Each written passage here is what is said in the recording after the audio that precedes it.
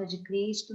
Eu sei que as 2 primeiras aulas foram muito boas, foi um aprendizado muito bom, né? Uma soma muito boa, mas esse tema da volta de Cristo, eu acho que é um tema que todo mundo gosta de ouvir e gosta de saber, não é? Porque realmente é aquilo que nós ansiamos, é aquilo que nós esperamos, né? Que todo crente anseia, que é o dia da volta do nosso Jesus, né? Todos nós esperamos por isso. E eu vou tentar ser muito clara, nós temos 1 horinha, e é claro que esse tema é um tema que há muito para se dizer, há muito para se pensar, para se falar, mas realmente eu vou tentar ser muito clara e objetiva dentro do tempo que nós temos. E porque realmente muito se fala sobre a vida de Jesus, né? Desde que eu me conheço por gente, eu ouço falar sobre a volta de Jesus, todos nós, né? Sempre ouvimos falar, há muito que se fala sobre a volta de Jesus, né? E ao contrário do que muita gente pensa, não é só o Apocalipse que fala sobre a volta de Jesus, mas toda a Bíblia fala sobre a volta de Jesus. Há muitas profecias falando sobre o tempo que nós vivemos hoje, e eu acredito que realmente nunca esteve tão próximo como agora da volta de Jesus, né? Nós vemos hoje muitas profecias que já se cumpriram, muitas profecias que têm se cumprido. Então, cada vez nós vemos que está cada vez mais perto a volta do nosso Jesus. E vemos até mesmo a necessidade que Jesus volte, né? Derivado ao que nós vivemos hoje, em como o nosso planeta Terra está, nós necessitamos que Jesus volte, né? Porque realmente o próprio homem tem destruído o planeta Terra e nós ansiamos que Jesus realmente volte por aquilo que nós temos vivido. A Bíblia fala sobre pestes, sobre fome, sobre rumores de guerra, sobre guerra, nada que nós já não temos ouvido, que nós não temos vivido nesse tempo. Então, é verdade que muitas das profecias já têm se cumprido. Até mesmo ninguém pensava que num tempo como hoje nós poderíamos estar a viver a pandemia que nós estamos a viver nesse momento. E isso é uma prova realmente que Jesus está às portas e que é muito para breve a volta de Jesus, né? Então, essa aula, na verdade, ela é baseada e ela é falada de uma forma cronológica, não é? E é verdade que muito se diz e nós não temos 100% de certeza porque ela é baseada realmente em profecias que ainda não se cumpriram, porque Jesus ele ainda não voltou, não é? E a Bíblia diz que nem mesmo Jesus sabe o momento, né, a hora exata que ele vai voltar. Somente Deus Pai é que sabe o momento exato da volta de Jesus. Então ninguém tem certeza. Sabemos que está próximo, mas só Ele é que sabe o momento, né? Por isso é que nós temos que realmente estarmos sempre prontos, porque nós não sabemos o momento exato da volta de Jesus. Somente Deus é que sabe, né, o momento em que Ele vai voltar. Só que, entretanto, essa aula é baseada na visão que a MCI tem sobre a volta de Jesus. É exatamente a visão que a nossa igreja entende sobre a volta de Jesus, tá bem? Mas dentro daquilo tudo que eu vou falar, é claro que nós sabemos que é baseado em profecias que ainda não se cumpriram e uma visão de pensamento, né? E teorias sobre aquilo que vai acontecer. Amém? Então, para começar a falar, eu volto lá na criação, de quando Deus criou o homem, né? Porque a ideia de Deus para o homem sempre foi que o homem fosse íntimo com ele, né? A Bíblia diz que todos os dias, lá em Gênesis, diz que Deus ele ia ter com Adão, né? Todos os dias ele ia ter com Adão, por quê? Porque Deus criou o homem para ser eterno. E Deus, ele queria ter intimidade com o homem.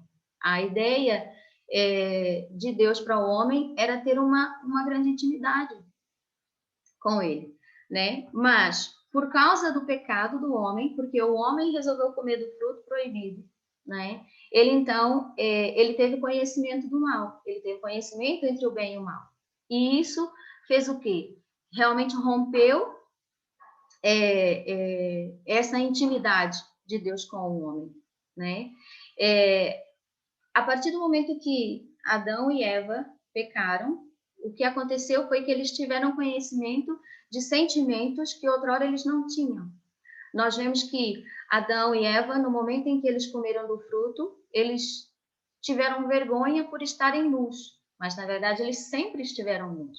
Só que eles não tinham conhecimento disso. O pecado fez com que eles tivessem conhecimento dessa verdade, mas antes disso eles não sabiam. Então, o que eles fizeram? Foram buscar folhas para tapar a sua nudez, né? Em Gênesis fala sobre isso. Só que, entretanto, quando Deus chamou Adão, então ele teve vergonha, porque ele disse que estava nu e sabia disso. Então, em Gênesis mesmo, nós vemos que o próprio Deus, para tapar a nudez, ou seja, para a expiação do pecado, então ele sacrificou o animal para que das vestes do animal fosse feito, então, roupas, vestes, para tapar a nudez de Adão e Eva, né? Na verdade, esse sacrifício deste animal para tapar a nudez de Adão e Eva foi o primeiro sacrifício que já fazia menção de Jesus Cristo, que já fazia menção porque foi o matar um animal inocente, não é, para a expiação do pecado de Adão e Eva, para tapar a nudez de Adão e Eva. Então, nós sabemos que o sangue equivale à vida. Então, toda vez que o sangue era derramado, era para a expiação do pecado. E esse foi o primeiro sacrifício. Por causa do pecado de Adão e Eva, o que estava destinado para nós era o direito à morte. Por quê? Porque o salário do pecado é a morte. Então, nós sabíamos que estávamos destinados à morte, né? E só que Deus ensinou o homem que, a partir do momento que ele pecasse, ele precisava fazer o sacrifício de um animal inocente, para que através desse sacrifício ele fosse perdoado do seu pecado, né? Era como se fosse um ritual no momento em que ele sacrificava um animal inocente e a partir desse derramamento de sangue, ele era perdoado dos seus pecados, não é? O seu pecado era apagado. Só que, entretanto, o que aconteceu? Isso passou realmente a ser simplesmente um ritual, e o homem, com o passar dos anos, começou a fazer esse ritual sem que houvesse um arrependimento verdadeiro no seu coração. O homem começou a matar animais, vezes sem conta, e sabia que ele pecava e depois bastava matar um animal e tudo ficava resolvido. Mas nós sabemos que não era bem assim. Era preciso que houvesse um arrependimento no coração, mas a verdade é que o homem foi fazendo isso de uma maneira tão banal que passou a ser simplesmente um ritual sem arrependimento. Então, neste tempo, o homem vivia na lei, certo? Eu vou partilhar aqui uma coisinha que eu fiz, uma cronologia que eu fiz. Vamos lá ver se eu consigo, porque eu não sou muito boa aqui com o Zoom ainda.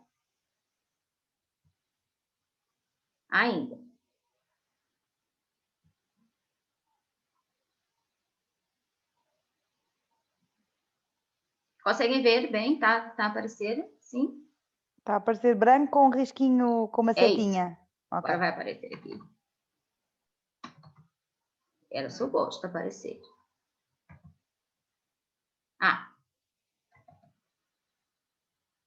Pronto. Entretanto, nós sabemos que esse período desde a criação... Conseguem ver agora? Bem, ok. Sim, está ótimo, está ótimo. Pronto. Só para dar um seguimento, para ser aqui... para me dar aqui um segmento. Então, nós sabemos que desde a criação do homem, eles viviam debaixo da lei, não é? Daquilo que foi instituído, rituais no qual eles faziam realmente para se aproximarem novamente de Deus. Como o homem, então, fazia isso de uma maneira já totalmente só num ritual, sem arrependimento, então, Deus enviou Jesus. Ou seja, ele enviou aquilo que ele tinha de melhor. Ele quis resolver a situação do homem enviando aquilo que ele tinha de melhor, que foi Jesus, o verdadeiro sacrifício, né? Então, nós sabemos que Jesus ele veio e depois de 33 anos, ele morreu na cruz no nosso lugar. Ele se fez sacrifício, ele se fez então pecado para que nós pudéssemos ser verdadeiramente então perdoados dos nossos pecados. Ele foi o sacrifício suficiente para que nós não mais precisássemos de matar animais para a remissão dos nossos pecados. Através do sangue de Jesus derramado na cruz, nós não temos mais a necessidade de fazer nenhum tipo de ritual de sacrifício para sermos perdoados, não é? Depois da cruz, nós sabemos que todo aquele que crê, né, que Jesus morreu na cruz, ele é salvo, ele é perdoado dos seus pecados por conta do sacrifício que foi suficiente na cruz. Então, antes da cruz, vivíamos na lei. Depois da cruz, não é que a lei, nós continuamos a viver debaixo da lei, porque nós temos a lei, né, tanto dos homens como de Deus, porém nós vivemos no tempo da graça, que é o nosso hoje. Aquilo que nós vivemos hoje é o tempo da graça, certo? Debaixo da graça de Deus. Por quê? Porque nós não merecíamos esse sacrifício. Tudo aquilo que Jesus fez foi de graça, por amor, né? Porque o desejo de Deus sempre foi ter intimidade com o homem. Então, ele deu o seu melhor, Jesus Cristo, exatamente para buscar ter intimidade com o homem novamente. Né? João 3,36 diz que quem crê no Filho tem a vida eterna. Então, nós sabemos que Jesus foi realmente o verdadeiro sacrifício para que nós pudéssemos ter a vida eterna em Deus, que sempre foi o sonho de Deus para nós. Então, hoje nós vivemos no tempo da graça e nós vivemos pela fé, porque nós não vimos a crucificação de Jesus, mas nós cremos pela fé que isso aconteceu e é pela fé que nós cremos que nós temos a vida eterna em Cristo, não é?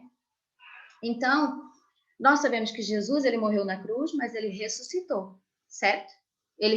Ao terceiro dia ele ressuscitou. E que está com o Pai, à direita de Deus Pai, e que um dia vai voltar. Amém? Essa é a nossa esperança, isso é aquilo que nós cremos, e até mesmo como que a Ivone teve a dizer, que Jesus, ou ele volta para nós, ou nós voltamos para ele, e isso é uma grande verdade. Por quê? Quem morreu ontem, ou quem morreu hoje de manhã, Jesus já voltou para essa pessoa.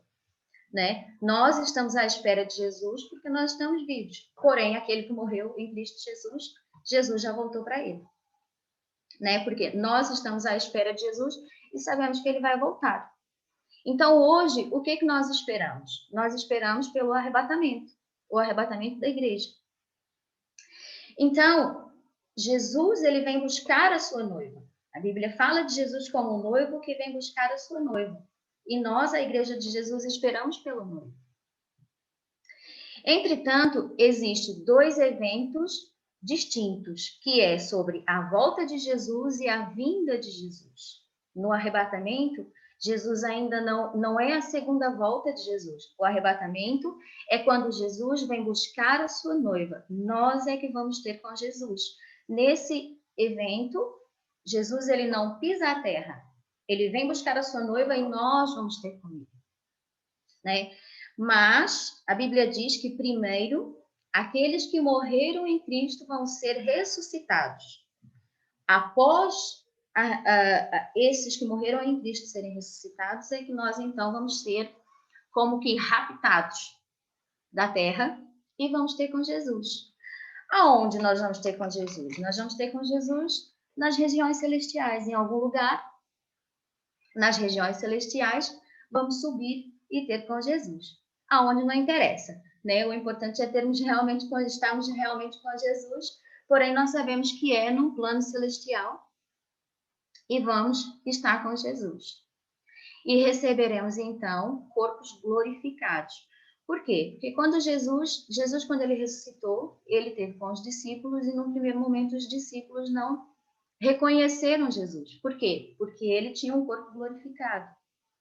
E assim também, no momento em que formos ter com Jesus, vamos ter os nossos corpos glorificados, né? E então, ao estarmos com Jesus, nós seremos julgados, porém, não seremos julgados para condenação. Porém, quando nós nos apresentarmos diante de Jesus, nós vamos ter que mostrar as nossas mãos, porque nós sabemos que somos salvos pela fé, porém, sabemos que as obras não nos dá direito à salvação, mas somos salvos para as obras, né? Ou seja, o Senhor nos chama e tem um propósito para a nossa vida e nós temos que fazer a obra de Deus. Então, nesse momento, quando formos arrebatados e estivermos diante de Jesus, vamos ter que mostrar aquilo que nós fizemos com o tempo de vida que Ele nos deu aqui na Terra. Vamos ter que mostrar a Jesus aquilo que nós fizemos para Ele. E então receberemos galardão. A Bíblia fala sobre coroas de glória, não é? Galardão que será distribuído conforme aquilo que nós fizemos aqui na Terra. Amém? Então,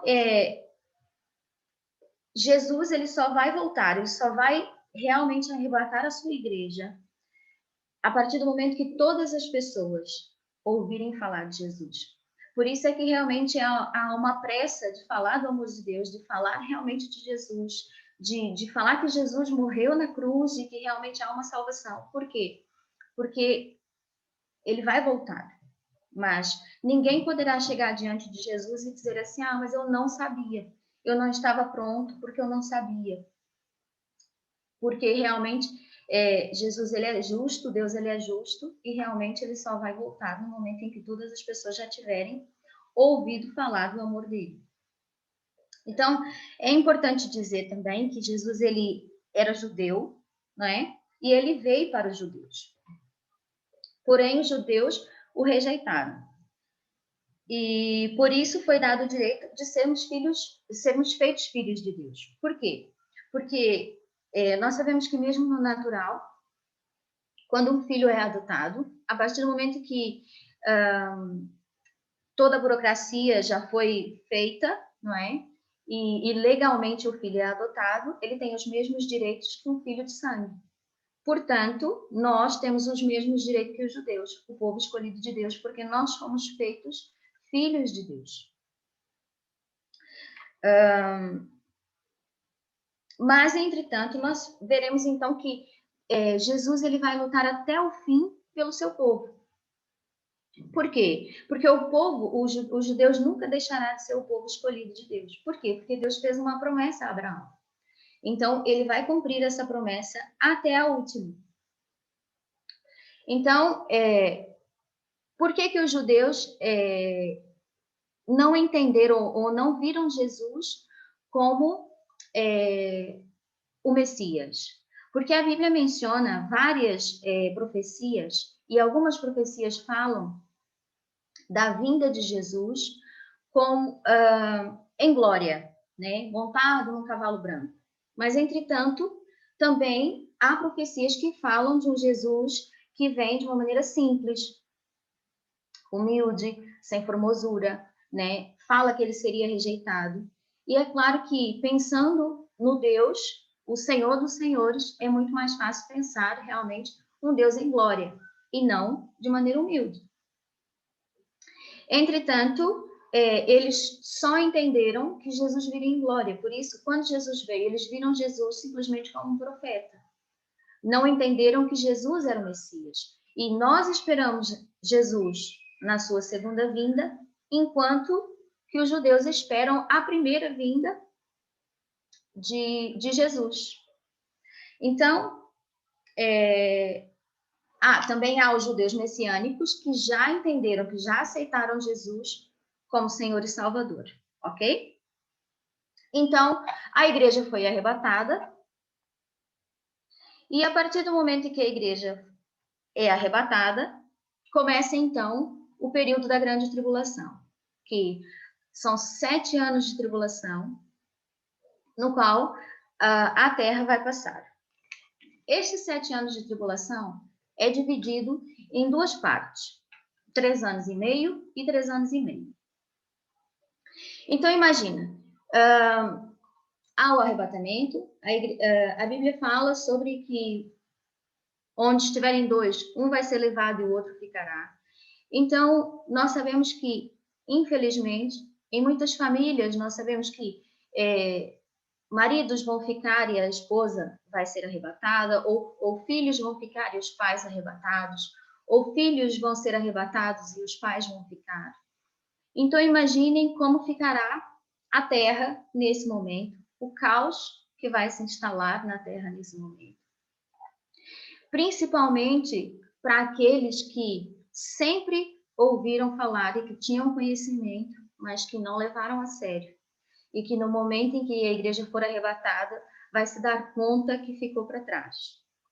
Então, numa autoestrada, numa hora de ponta, de repente os carros ficam vazios, em lugares onde tiverem muitas pessoas vão desaparecer em segundos.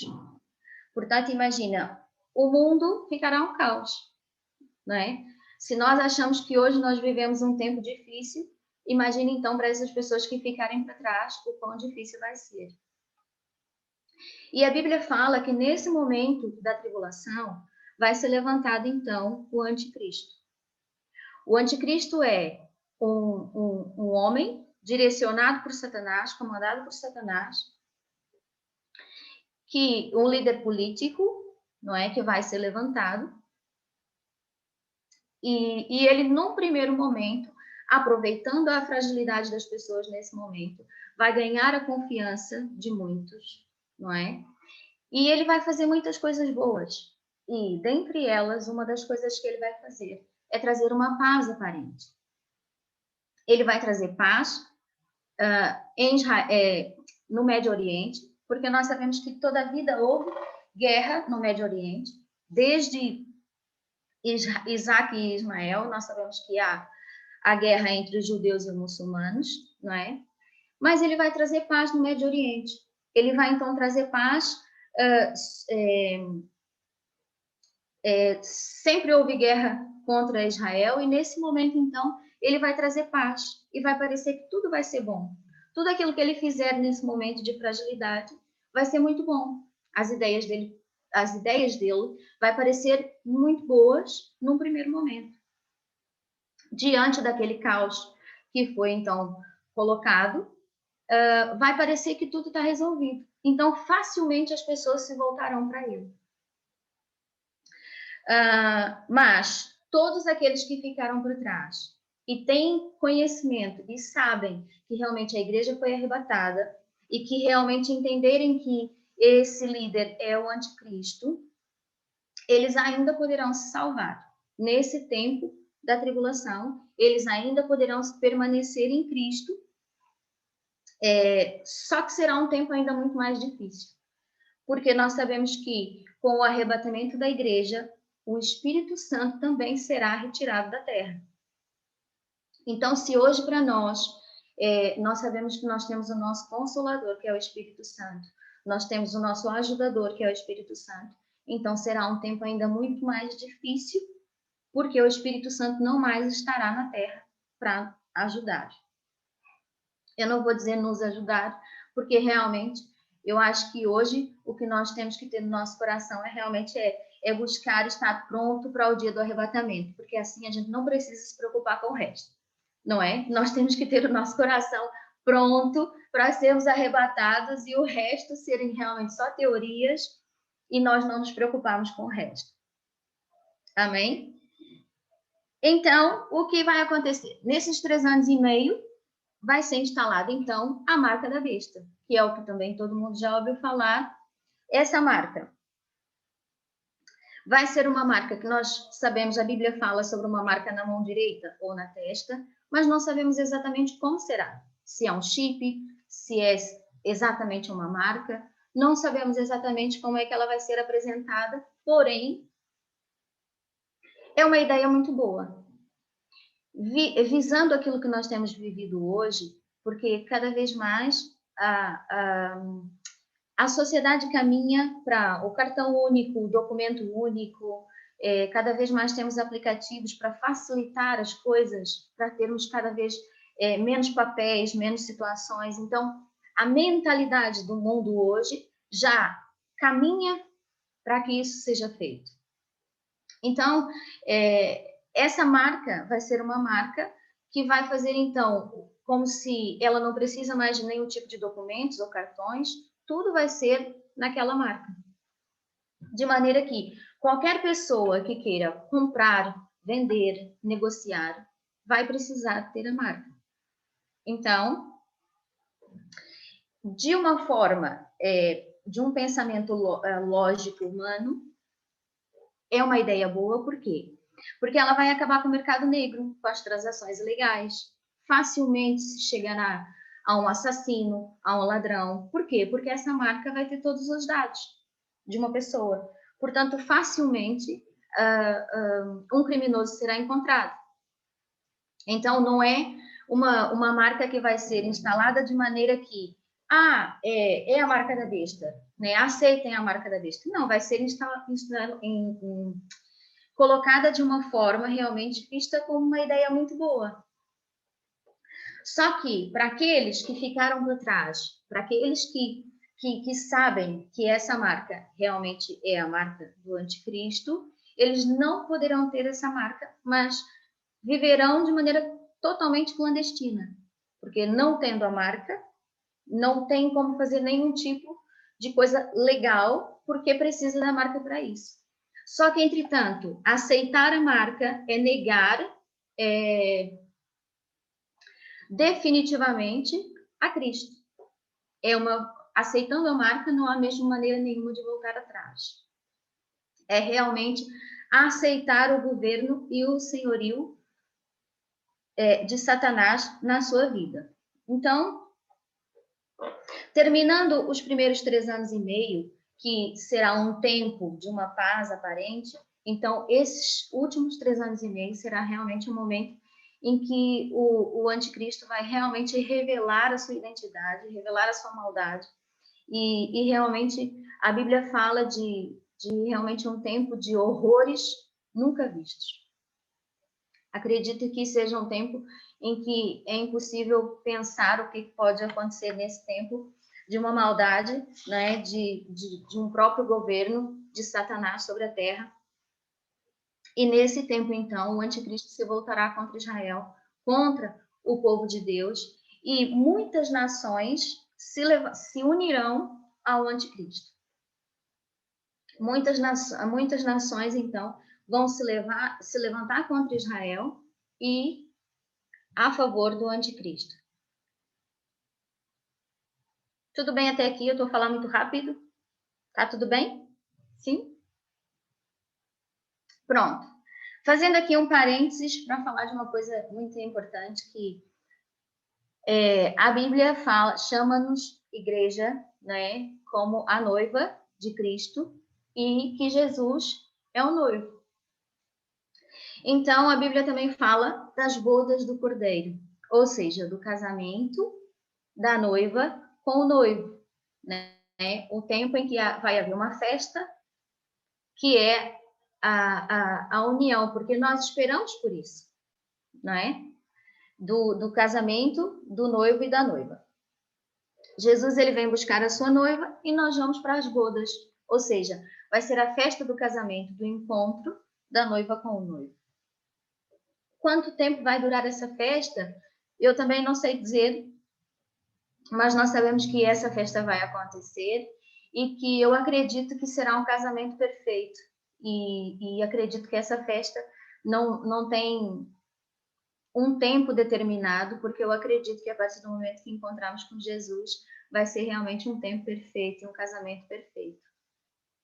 Né? Então, mas é importante mencionar que a Bíblia fala sobre as bodas do Cordeiro, do casamento, do encontro da noiva com o noivo. Então, tudo isso tem acontecido aqui, os 7 anos de tribulação, porém, a igreja de Jesus Cristo, a igreja que o Senhor realmente encontrar à espera dele, não passará por esse tempo, né? Nós vemos na parábola das virgens, realmente é mencionado aqui, aquelas que estão prontas, cheias do azeite, cheias de Deus, cheias do Espírito Santo de Deus, realmente encontram-se com o noivo. somente aquelas que não estão prontas, somente aquelas que retornaram para buscar o azeite, aquelas que, trazendo para a nossa vida hoje, aqueles que estão realmente a brincar e achar que tem muito tempo, ou que não estão dando importância para aquilo que nós chamamos de o tempo é agora, não é? Então, mas para aqueles que estão prontos e que Jesus leva com ele, então, nesse tempo, realmente, nós estaremos nas regiões celestiais, vivendo o melhor, vivendo o início da eternidade, daquilo que o Senhor preparou para nós, né? Por isso é que é muito importante nós pensarmos realmente que a nossa preocupação é realmente nos preocuparmos com o arrebatamento. Estarmos prontos, buscarmos o Senhor para estarmos prontos. O resto, né, a nossa única preocupação é pregar às outras pessoas, é chamar as outras pessoas a Cristo, para que realmente não passem por isso, porque nós não conseguimos nem mesmo fazer ideia do que pode acontecer nesses 7 anos de tribulação sob o governo de Satanás na Terra, né? Então, nesses últimos 3 anos e meio, voltando ao tempo da tribulação, onde realmente o governo do anticristo, governado por Satanás, foi instaurado, foi revelado realmente, e ele revela quem ele é. Então, nesse momento, ele vai, então, se voltar contra Israel, contra o povo de Deus. E muitas nações vão se unir a ele nesse tempo, e ele vai se preparar, então, para uma batalha. A Bíblia fala de uma grande batalha, que é a Batalha do Armagedon.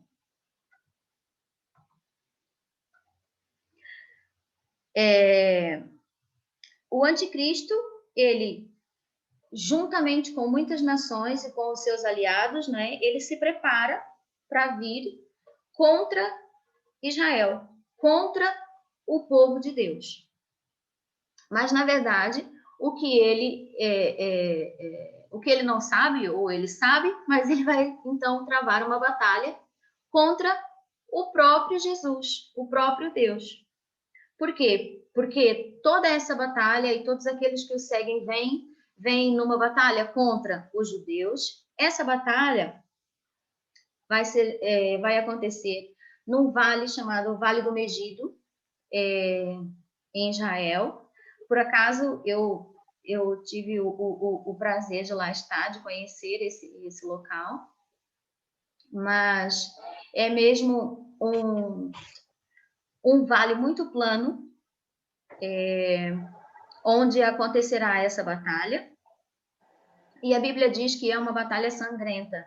É uma batalha onde correrá rios de sangue, não é?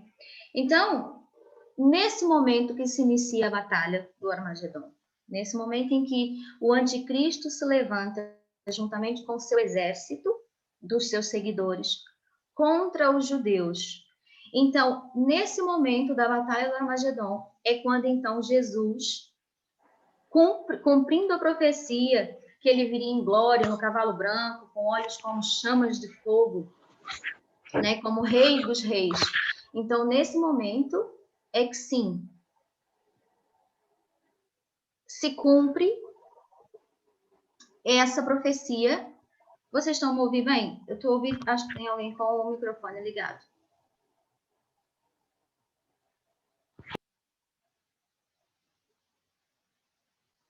Tá. Então, esse momento, para a Batalha do Armagedon, então, se dá a segunda volta de Jesus, que é nesse momento que Jesus realmente pisa a terra. Então, é nesse momento que Jesus volta para a Batalha do Armagedon, que é a batalha em favor dos judeus e contra o anticristo, né?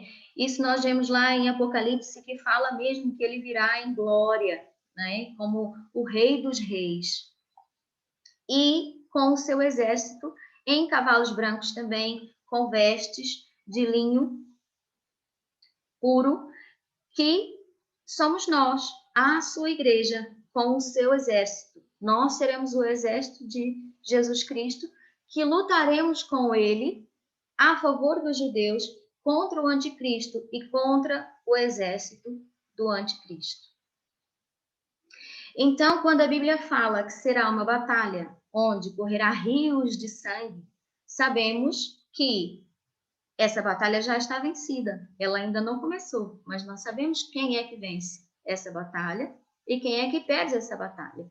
Então, nós sabemos que diante dessa batalha, não é? Nós venceremos com Cristo.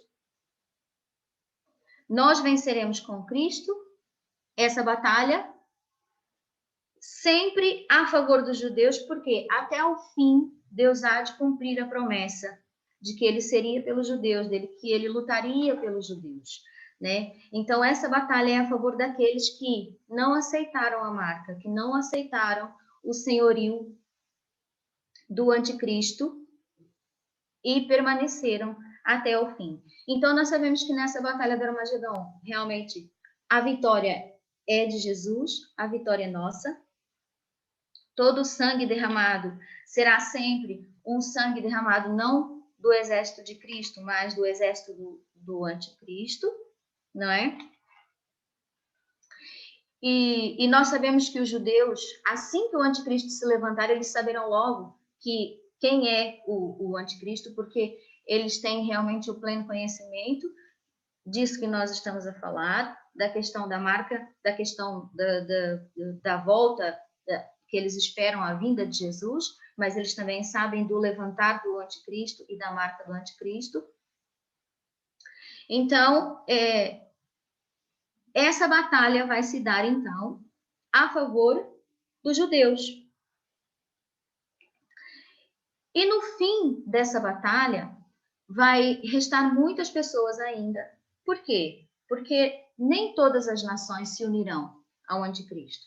E nós sabemos que na batalha do Armagedon, assim como qualquer outra guerra, há sempre muita gente que não vai para a guerra. Não é toda a humanidade, não é, que vai para a guerra, mas sempre há aquelas pessoas, como por exemplo numa guerra normal, as crianças, as mulheres, ou meninos que não têm idade suficiente, não vão para a guerra, não é? Então, muitas pessoas ainda ficarão. E com o fim da batalha, vai se dar um outro tempo, um novo tempo, que é o milênio. Durante o milênio, o que vai acontecer? No fim da batalha, com o anticristo vencido, com o exército do anticristo vencido, então Satanás ele vai ser preso. O anjo Miguel vai amarrar a Satanás e ele ficará amarrado por 1000 anos. Apocalipse fala sobre isso, sobre um tempo de 1000 anos em que Satanás vai ser amarrado e não vai ter mais qualquer tipo de domínio, ou ele vai realmente ficar parado, de maneira que ele não tem mais nenhum poder para fazer nada e vai ficar realmente preso por 1000 anos. E durante esses 1000 anos que Satanás vai ficar preso, Cristo ele irá governar a terra em justiça, com a sua justiça, a sua maneira. A terra, ou seja, com aqueles que não aceitaram a marca, os judeus e aquelas nações que não se uniram ao anticristo e que não aceitaram a marca do anticristo. Então, o próprio Jesus governará a terra durante esses 1000 anos, conforme a sua justiça, a sua maneira. Será um tempo realmente um tempo de paz verdadeira e justiça. E nós, a Igreja de Jesus, vamos governar juntamente com ele, como se nós fôssemos então aqueles que estamos ali para cuidar das pessoas, né? Para governar e tratar das coisas juntamente com Jesus, como se fôssemos guardas, né? No governo de Cristo. Será um tempo muito bom, esses 1000 anos durante o milênio, porque nós sabemos que o governo de Cristo certamente será um governo de justiça. Porém, nós vemos que no fim dos 1000 anos, Satanás ele será solto novamente. Não se sabe por quanto tempo, porém, ele vai ser solto novamente. Eu esqueci de passar aqui o PowerPoint para frente. Milênio. Então, ele vai ser solto novamente no fim do milênio. Por quanto tempo não se sabe, mas ele certamente, quando for solto, vai estar furioso e ele vai levar ainda algumas pessoas com ele. Por quê? Porque nós sabemos que Satanás ele odeia a humanidade. Porque até o fim ele vai tentar contra a humanidade. Enquanto ele puder, ele vai sempre tentar contra a humanidade. Por quê? Porque Satanás ele foi feito, ele foi criado com esplendor, né? Um anjo de adoração. Mas quando Deus fez o homem, ele fez o homem à sua imagem e semelhança. E nós sabemos que por causa do amor de Deus pelo homem, ele sempre quis separar o homem de Deus. Ele sempre quer, né, e sempre quis voltar o homem contra Deus. Por quê? Por causa desse amor que Deus tem por nós. Por causa do amor que Deus tem pela humanidade. Então, por esse curto período que ele será liberto, depois do milênio, ele vai conseguir ainda levar algumas pessoas com ele. Só que, entretanto, Apocalipse menciona que, neste momento, então, ele vai ser derrotado definitivamente, porque Satanás será lançado no lago de fogo e enxofre para sempre, juntamente com o inferno, porque nós sabemos que o inferno é uma realidade espiritual, porque o homem ele foi criado para ser eterno, mas, entretanto, por causa do pecado, o espírito de morte teve legalidade para ceifar a vida do homem. Mas a partir desse momento, então, o espírito de morte com o inferno, com Satanás, será lançado no lago de fogo de enxofre e realmente será destruído para sempre. Esse será realmente o momento do juízo final. Esse será o momento da condenação de todos aqueles que foram, que não aceitaram a Cristo como Senhor e Salvador. Neste momento é o momento em que realmente vai ser aberto o livro da vida e todo aquele que não for achado o nome escrito no livro da vida, então passará pela condenação, ou seja, pelo julgamento e condenação. Será nesse momento o juízo final. Por quê? Porque o plano de Deus sempre foi a eternidade para o homem, mas o homem tem o livre-arbítrio de escolher aquilo que ele quer viver. Não é? Então, nesse momento, cumpre-se a justiça de Deus para aqueles que realmente não quiseram a Cristo, não aceitaram a Cristo, que infelizmente não entenderam que Jesus foi o Senhor e Salvador da vida deles. Então, nós sabemos que aqui nada mais desse plano existirá. Nada disso que temos aqui existirá. Então, uma nova história a partir daqui se dá início. Nesse momento, cria-se então novos céus e nova terra. A partir daqui, então, tudo se acaba. E nós, então, temos novos céus e nova terra. Uma nova história, a partir daqui, começa. E a Bíblia fala sobre a cidade da Nova Jerusalém. Uma cidade descida do céu. Uma morada eterna com Cristo, que é aquilo que nós esperamos, que é aquilo que nós almejamos. É a promessa do Senhor. Nós vivemos num tempo na Nova Jerusalém, né?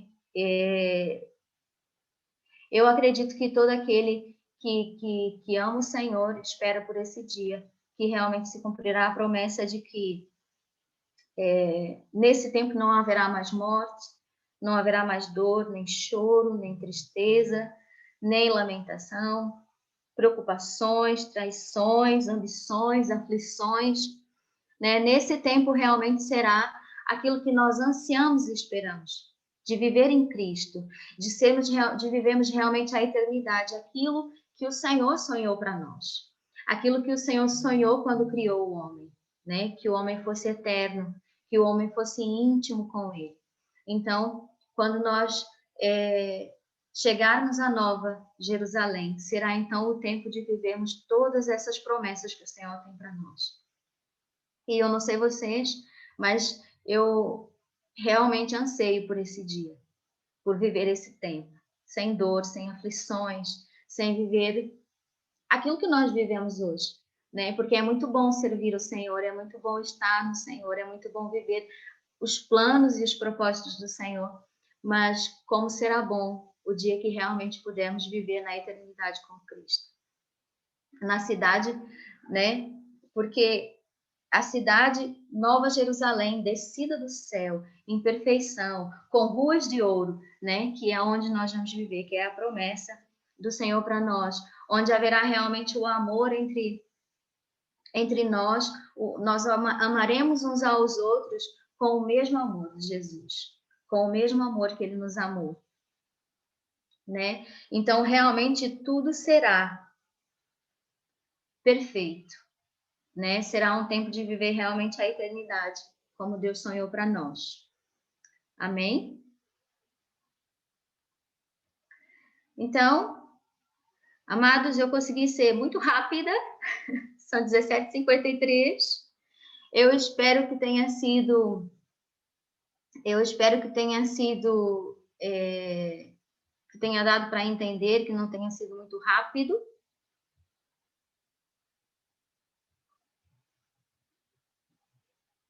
Só estou a tirar aqui o compartilhamento. Eu espero que não tenha sido muito rápido ou que eu não tenha falado de maneira que não tenha sido esclarecedora. Eu espero que tenha sido bom para vocês. Foi um tempo muito bom para mim, uma honra poder estar aqui a partilhar com vocês isso. E é algo que realmente queima no meu coração, e cada vez que eu dou essa aula, foi a primeira vez que eu dei essa aula no Zoom, portanto me perdoem qualquer coisa, mas é sempre muito bom falar daquilo que realmente nós ansiamos e esperamos, que é a volta do Senhor Jesus. Então, o desejo do meu coração, eu sei que vocês amam o Senhor, e o desejo do meu coração é que realmente vocês não se preocupem com a tribulação ou com a batalha, mas que a nossa preocupação seja realmente agradar o Senhor e amar o Senhor, de maneira que Ele nos encontre prontos para nos levar com Ele. E que seja um tempo realmente que seja para breve. Amém?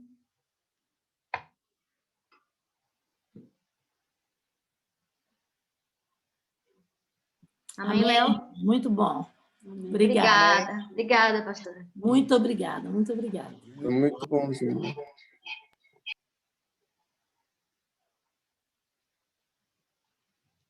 Não estou ouvindo, Léo.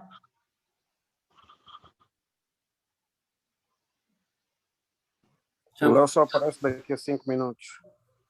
Conseguem me ouvir? Agora sim. Pronto. É que eu tive que pôr os fones, que os meus acabaram a bateria. Pronto, obrigado, Edilene. E desculpa Não faz nada. início. E olhem, obrigado a todos por terem estado cá, por terem vindo. Obrigado mesmo do coração.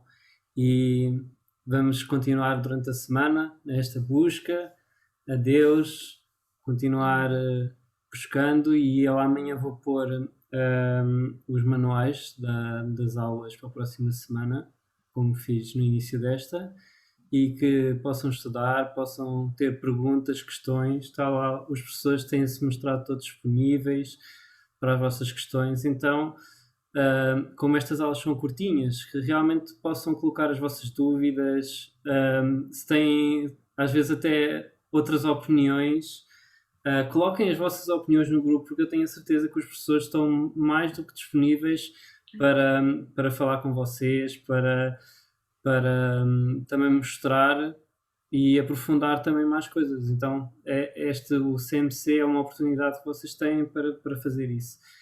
E então, depois vemos no próximo domingo à tarde, às 3 também, e vamos ter mais 2 aulas de certeza excelentes.